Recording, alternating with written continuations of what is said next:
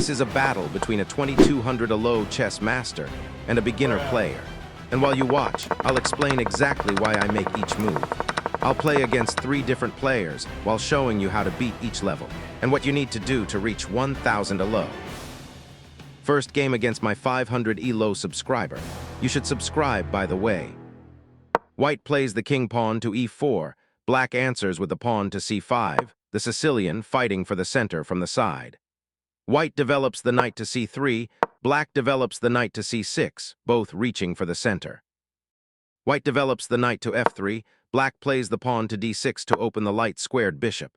White swings the bishop out to c4, aiming at f7 next to the king.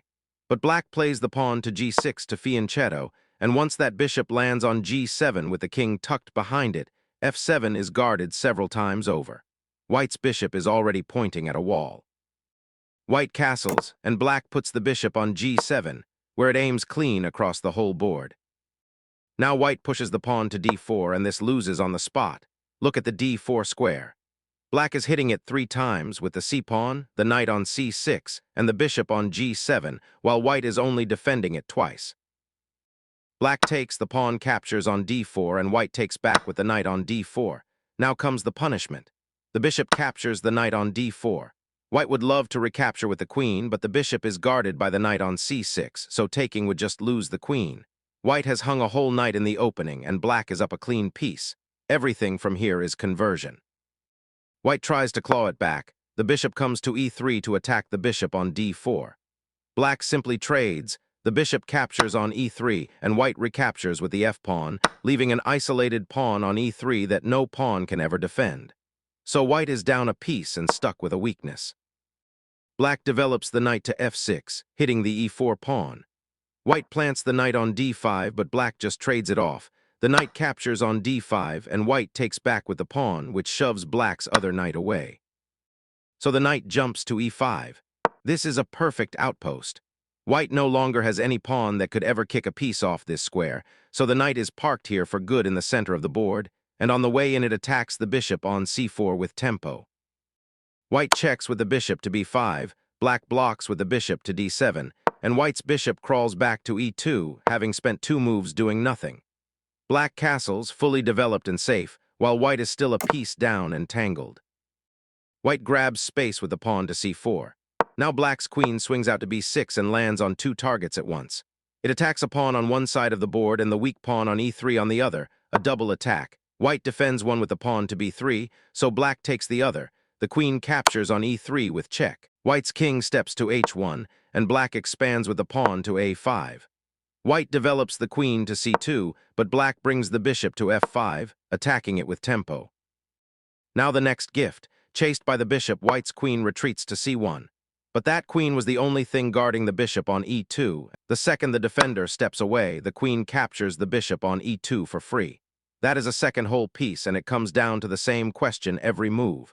What was this piece defending? White did not ask. White offers a queen trade with the queen to e1. Black takes. The queen captures on e1, and white recaptures with the rook. When you are up 2 pieces, trading queens is exactly right. It kills any chance of a swindle. Black pushes the pawn to a4 to pry open the queen side. White answers with the pawn to b4, but that pawn was the only thing defending the c-pawn beside it, so the knight captures on c4. The exact same mistake white made with the bishop, move the defender and lose the defended. White's rook raids the 7th rank, capturing on e7, the last gasp of a lost game. Black brings the rook to e8, taking the open file and attacking the rook. White's rook slides to c7, still hunting, and then black's knight drops into d2, attacking white's other rook on f1. To save that rook from the knight, white moves it to e1. But that is the worst square on the board because black's rook is sitting on the same open file. Black captures on e1, checkmate. Second game against an 800 Elo player. White plays the king pawn to e4, black answers with the pawn to e5.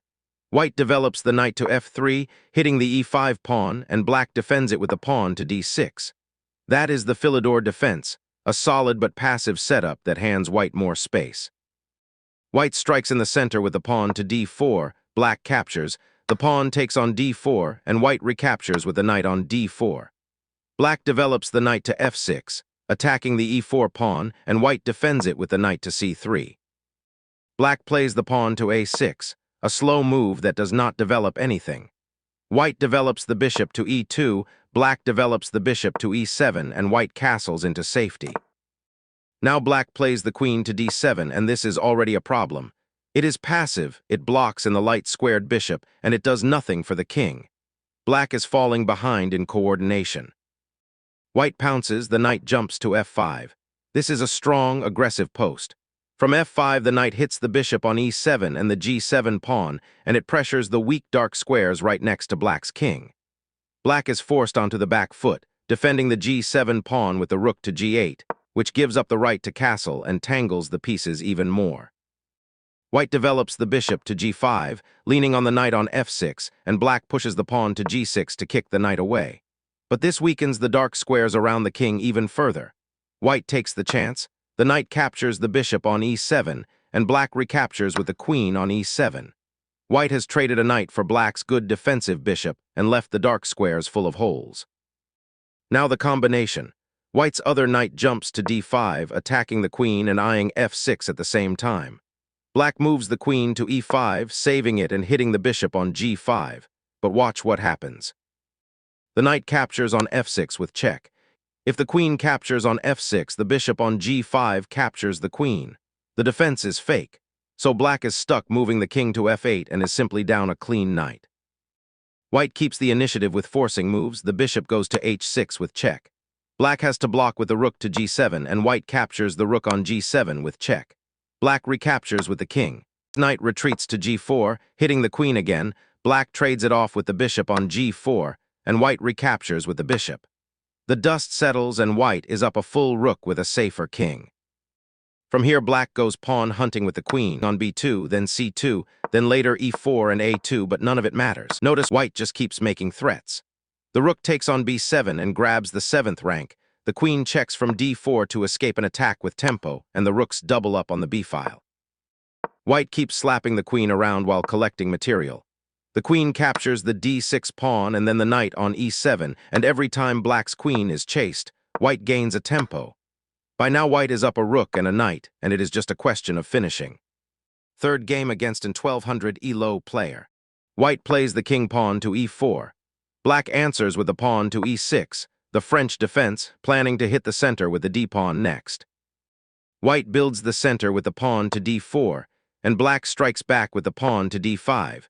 Starting the central tension this opening is all about. White develops the knight to c3, defending the e4 pawn. Black plays the pawn to c5, a second strike at white's center. The center resolves. White takes on d5, black takes back with the e-pawn, and now black is left with a lone pawn on d5. No friendly pawn can ever defend it, so that isolated pawn becomes a target, and white goes straight after it. White's d-pawn captures on c5, and black recaptures with the bishop to c5, a good move that develops a piece and aims it at f2 next to white's king.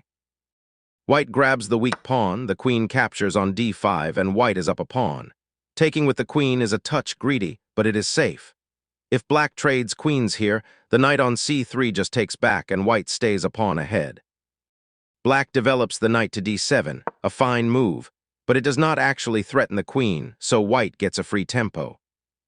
White uses it, the bishop comes to c4. This piece does two jobs. It guards the queen on d5 and lines up on the diagonal toward f7 and black's king. Good moves do more than one thing. Black brings the queen to f6, but it is exposed there, and it has landed on a diagonal white's dark squared bishop would love to use. White develops the knight to f3, and black develops the knight to e7, both clearing the way to castle. White drops the queen back to d3. Up a pawn, there is no reason to leave the queen in the open getting chased. Black castles into the corner. Now a clean idea. White develops the bishop to g5, and it arrives attacking the queen on f6. That is developing with tempo. The piece comes out and makes a threat on the same move, so black has to react. But instead of moving the queen, black sacrifices. The bishop takes the f2 pawn with check. This is the lesson. A sacrifice only works if there is a concrete follow-up behind it. Here there is nothing ready to come in. It is just a bishop thrown away for one pawn. White takes, the king captures on f2. Now white is up a full piece and a pawn, and black's queen is still hanging on f6 to that bishop on g5. The sacrifice did not even fix the original problem. So black saves the queen with a check. The queen goes to b6. But a check that threatens nothing afterward is just a free tempo, not an attack. White steps the king to f1 out of check. It looks airy, but with an extra piece that does not matter. Material talks. Black tries to create play. The knight goes to g6, eyeing f4 to hit the queen. White pushes the pawn to h4, threatening to push again and kick the knight. Black jumps the knight to f4, attacking the queen. It looks scary, but here is the key lesson. Before you move a piece to attack something, check that the square is safe. It is not. That f4 square was already covered by the bishop back on g5. So white does not move the queen at all. The bishop simply takes on f4 and wins the knight. Down 2 pieces for nothing, black resigns.